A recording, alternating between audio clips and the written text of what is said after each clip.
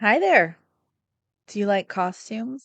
I love costumes. I just wanted to share with you today how I finish my spiral steel boning and how I do eyelets when I am making corsets or stays. I have three different ways that I do eyelets depending on what it is I'm making, how sturdy it needs to be, if I'm going for period accuracy, etc.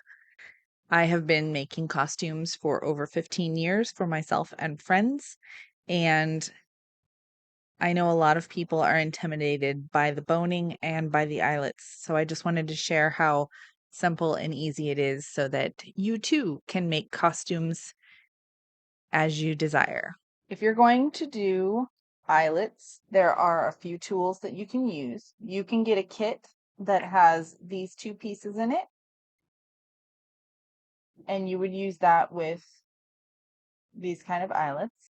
You can also get a kit that has this tool in it, and you will probably want one of these, whether you are using this kind of eyelet or this kind of eyelet tool, because this allows you to puncture a hole so that you can place your eyelet through the fabric.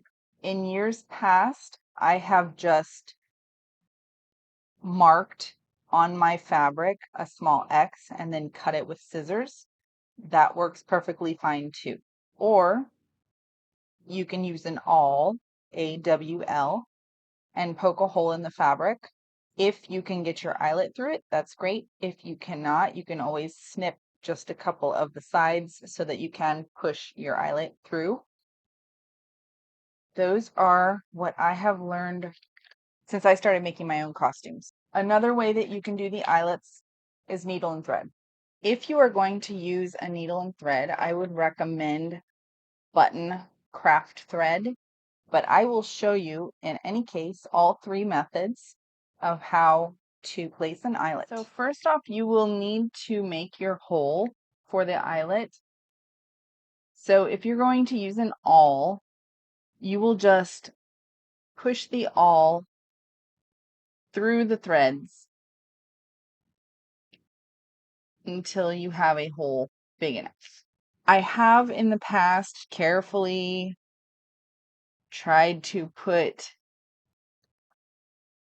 the eyelet through, which occasionally works depending on the fabric, but usually if you're using like a duck cloth or a canvas, it's going to be too thick and it won't go through the hole. In that case, I will generally just take a pair of scissors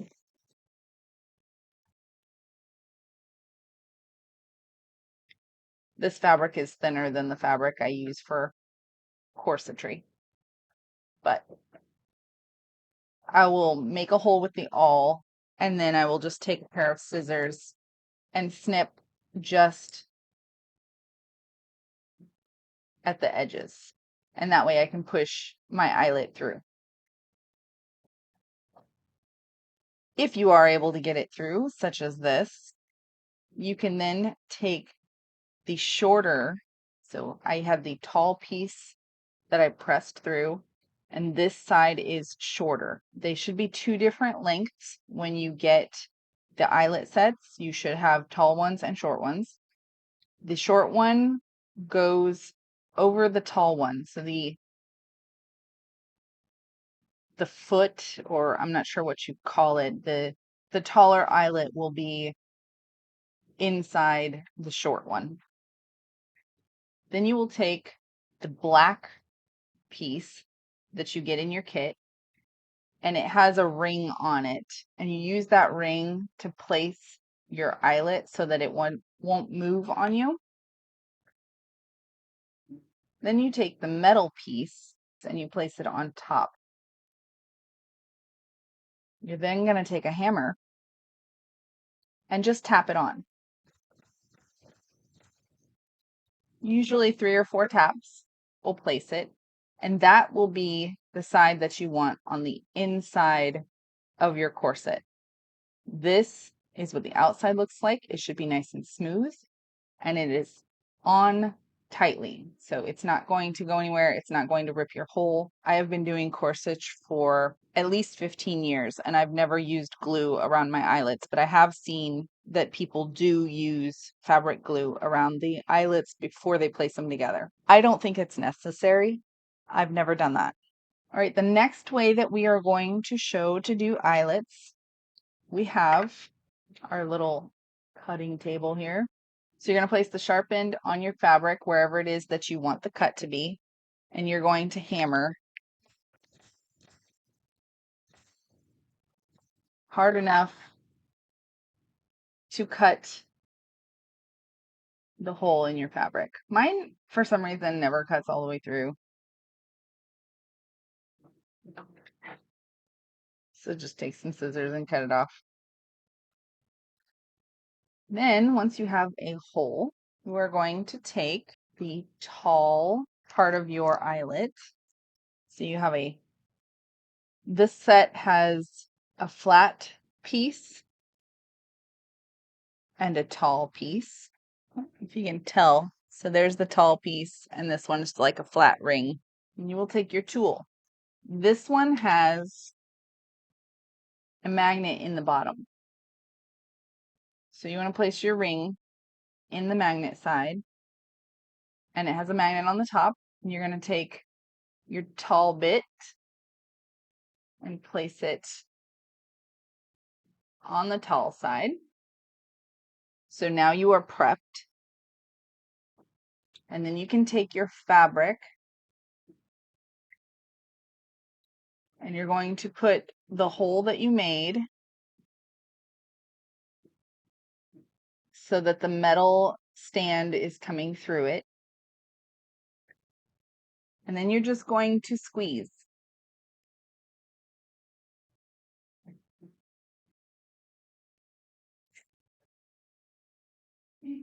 And it is on.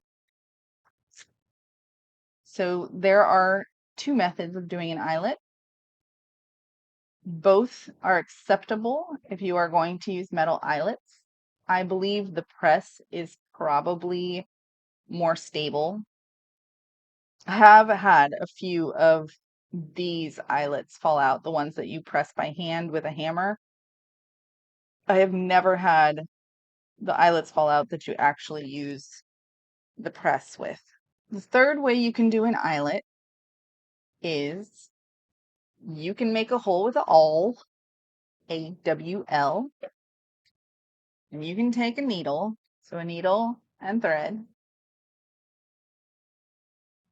And again, I am not a professional. I have not been professionally trained. This is my personal experience because I have been doing this for 15 years as a hobby. So you're going to take your thread your needle, and again, this is thick threads. This is button craft thread. And what I like to do is I like to go on the back side. So say this is our back because we have both the backs of these eyelets. And I go through the hole and under about 1/8 to 1/4 of an inch, depending on the fabric. Sometimes I do more just to make sure it's going to stay. And then I tie my knot here. I tie it tight, and then I loop it around one more time. And then I use this tail. And I work the tail around in my stitches.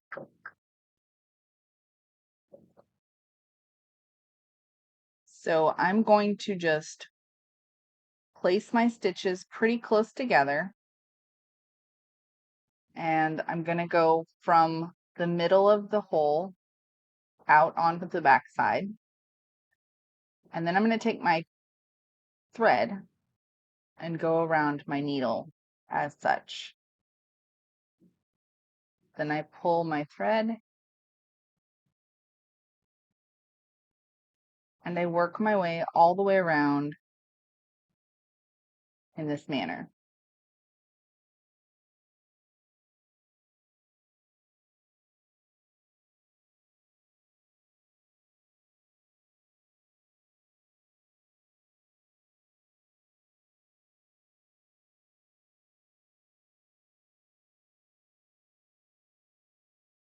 Once I have worked my way around, I try to work my tail under several of the stitches all the way around if I can, so that my tail does not come out. It is tucked under when I cut it, away from where I ended my last stitch. And then you just snip your thread. So this hole is definitely smaller than your eyelets, but it is more period appropriate for most of your corsets. I did not get this one very evenly. I was trying to hurry. But that is essentially how you would make an eyelet if you were hand stitching it. I would recommend using an agulette to do your laces if you have access to any, or if you can make one, because these holes for hand stitching are going to be a lot smaller and harder to lace without an agulette than the metal eyelets will be. When it comes to boning, there are a few options. Synthetic whale boning, which is basically plastic. I've seen people use plastic zip ties. I have never used plastic zip ties. Metal busks, which you can order online. Flat steel, which is what these are. They are tipped. You can buy these ordered to size, so you don't have to cut them, you don't have to tip them. You just order the size you need. Measure your garment and order what you need. You can also use spiral steel, which I prefer. I have used plastic boning in the past, and every time I wear a corset all day that has plastic boning in it, and it bends and it ends up with kinks in it, which poke me to no end in the ribs. So I hate plastic boning. But the spiral steel, I have never had that issue. It flexes and it does not kink. So I prefer this method. This and busks. I love busks. I have one corset still that I put a busk in, and I absolutely love it, and I will be buying more in the future. But it depends on the era that you're going for, the style that you're going for, what you're going to want to use. I know that you can also buy the flat steel, cut it yourself, and dip the ends. I prefer just to buy it pre-dipped. But the spiral steel, I buy this and I cut it myself because it's a lot cheaper and I go through so much of it. It doesn't hurt me to buy 10 yards at a time. So the way that I cut it, I have these metal cutters slash pliers. And what I do is I take the steel boning and then I kind of line up the edges. It's hard to see, but there's these little rings because it's the spiral. So I try to go on both sides of one of the divots for the spiral. And I squeeze there first so that the spiral stretches out. Now that I've got it stretched so that I just have two pieces of spiral that I'm going to try to cut through, it's a lot easier to cut with my metal clippers. So then you just cut it. And you can, because your metal is going to be sticking up a little. I don't know if you can see that in the picture, but it's sticking up a little bit. And you can actually just press it back down with your pliers. Okay, now that you have that, you should place tips on it. Never use spiral steel boning without tips because it will poke you. You can buy these tips wherever you can buy the spiral boning, and you're going to want to tip both ends. I do own a press for this. However, I have noticed that this press never works. The spiral steel boning tips always fall off when I use the press. So what I recommend instead is using two sets of pliers. So you will take your tip and you'll place it on the spiral steel. And then you're going to grab it on the sides with one set of pliers and squeeze it in. And then use your other set of pliers, preferably needle nose. That is the best I've found to do this with. And press the sides of it down flat. And then your tip will not come off. It's flat on there. It's attached. It's not going anywhere. And you don't have to worry about it poking you. So again, just place the metal all the way down on the end of the spiral steel.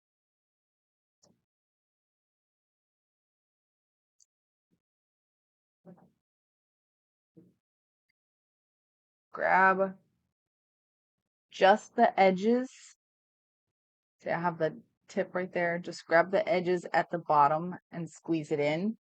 And then while you're holding it in, press it flat.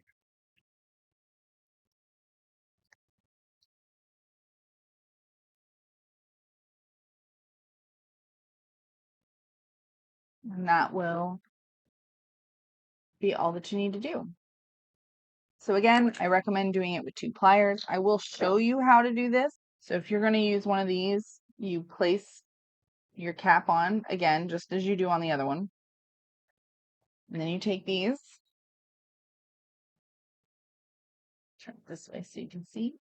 You place your cap all the way in and press it down with the press. If you compare, I don't know if you can see the difference. This one that I pressed with this is not flush against the metal up for the spiral steel. So sometimes it will wiggle and pop off. It's like random whether it stays on or not. You can see the gap between the spiral steel and the cap. So with enough time with the spiral steel moving around, it will wiggle its way loose and these will pop off. Thank you for watching. That was my video for this week. Next week, I may or may not have a video coming out. I'm not sure. I have something of an idea, but I also have a larger project that I'm working on that may take me a while to get anything filmed. So it may be a couple of weeks before my next video. I hope you can join me. I hope you enjoy sewing and sewing-like activities. And if you don't do it yourself, I hope you enjoy watching my process. So, anyway, that's all. I hope you have a wonderful day.